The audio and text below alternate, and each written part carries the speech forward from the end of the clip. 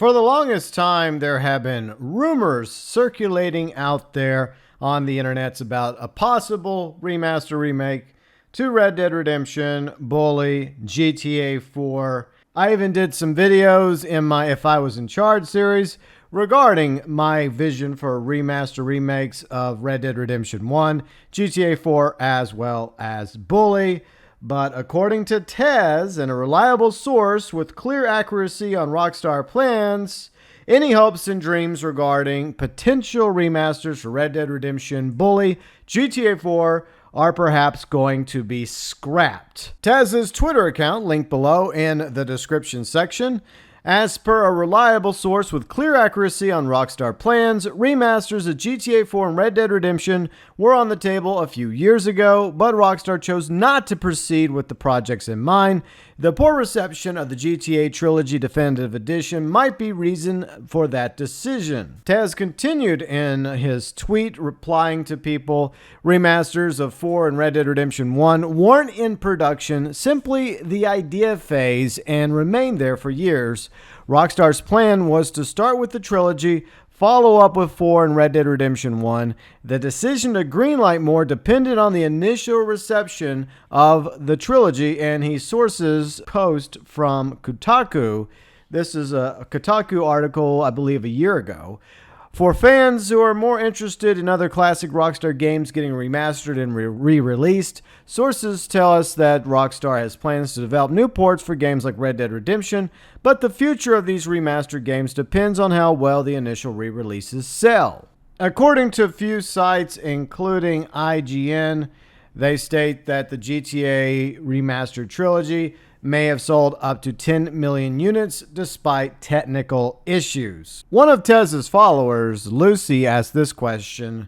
That last bit puzzles me, Tez, with the Try Remaster happening in 2021 and meeting poor reception, despite the fact that apparently over 10 million units have been sold of the GTA Trilogy Definitive Edition. The execution, not the idea. If that was a reason to scrap GTA 4, Red Dead Redemption 1 remasters, does that mean that they've been working on those titles until 2021 at least?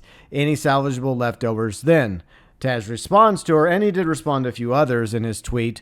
Remasters of 4 and Red Dead Redemption 1 weren't in full production, just ideas and plans, and remained as such even when the trilogy launched. Rockstar was looking at the trilogy to greenlight more remasters.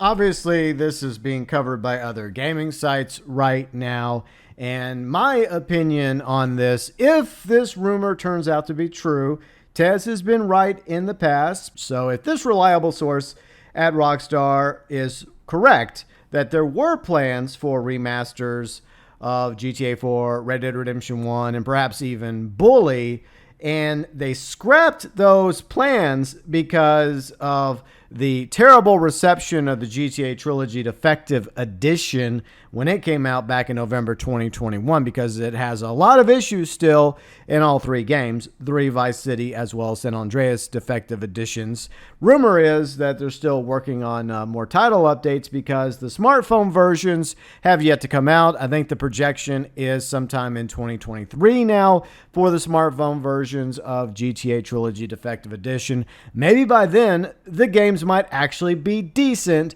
with future title updates, which I will obviously cover on the channel. But if this is true, it confirms that the GTA Trilogy Definitive Edition was nothing more than a quick cash grab by Rockstar and Take-Two, putting it on the shoulders of Grove Street Games, which only has about 24 employees and is basically a small mobile studio out of Florida, I believe, instead of remastering 3 Vice City San Andreas in-house at Rockstar Games, which is what they should have done in the first place. If Rockstar actually gave a damn anymore about the legacy of the Grand Theft Auto franchise, they would have taken the time, the love, the care, attention to detail, and properly remastered 3 Vice City and San Andreas. If they would have done that, then guess what? They would have had way more sales than 10 million copies, and the reception would have been a lot higher by GTA fans. But because they released a crappy product like the GTA Trilogy Definitive Edition, which only a small percentage of the blame goes to Grove Street Games. The majority is with Take-Two and Rockstar. That tells me one thing. They had similar plans for a remaster of Red Dead Redemption and GTA 4. They were going to make those quick, cheap, lazy cash grabs as well. So, you know what? In hindsight, I'm glad they shelved GTA 4 and Red Dead Redemption and perhaps even Bully Definitive Editions if they were going to do the same exact thing with those awesome games that they did with 3, Vice City, and San Andreas with the GTA Trilogy Definitive Edition. Once again, proving that Take-Two and Rockstar are greedy, cheap, and lazy. In other words, instead of learning from their mistakes regarding the GTA Trilogy Definitive Edition and realizing that maybe they should have taken more time with it and actually did the remasters in-house, and going from there with properly remastering GTA 4, Red Dead Redemption, perhaps even Bully, and giving us remasters worthy of those iconic games, they most likely had planned to go the same way as they did with GTA Trilogy Definitive Edition. Those who don't learn from history are doomed to repeat it, and if Rockstar actually learned something here, perhaps it's that their fans are sick and tired of shitty products and no longer have faith in the Rockstar brand, especially with how they've treated Red Dead Online, as well as the GTA Trilogy Definitive Edition, and even GTA Online's community. There was a time when we had blind faith in Rockstar's abilities. And the moment a game went on pre-order, whether it's Red Dead Redemption 2, GTA 5, GTA 4, Red Dead Redemption 1, we would pre-order it because we had come to expect a certain level of quality from Rockstar games.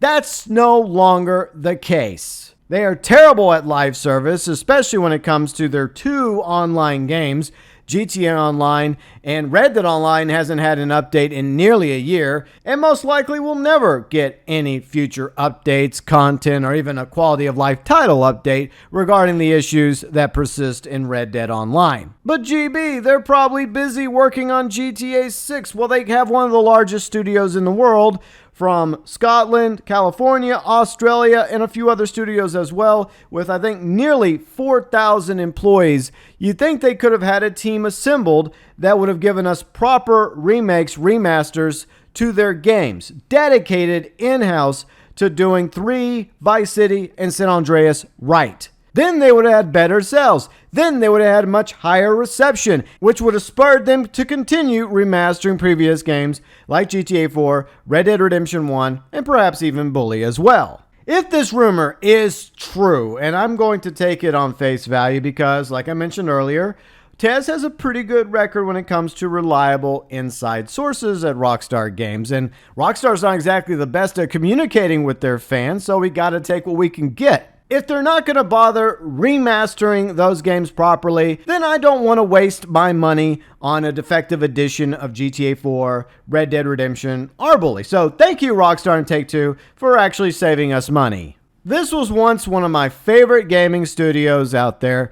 In fact, I launched my channel around Rockstar games and a few other games as well, but mostly at first GTA Online, and eventually we also did Red Dead Online.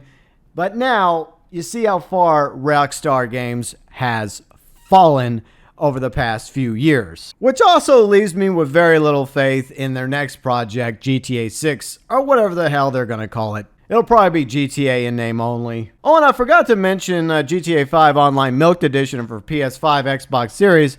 That didn't go over so well either. Oh yeah, we got Performance RT with fake ray tracing, and they didn't even bother to properly update GTA Online with new traffic or any additional fixes or improvements. There's orb spamming now happening on the Xbox Series versions. There's still God motors on both current gens, PS5 and Xbox Series. The problems that were on last gen have found their way over to current gen on the Milked Edition. Yet they expected us to pay $70 for GTA 5 and a little bit less for GTA Online. Fortunately, some of us on PS5 were able to get GTA Online for free, or at the very least, for a discount on Xbox. Unfortunately, that time span has come and gone. The Milked Edition is another disappointment from Rockstar Games.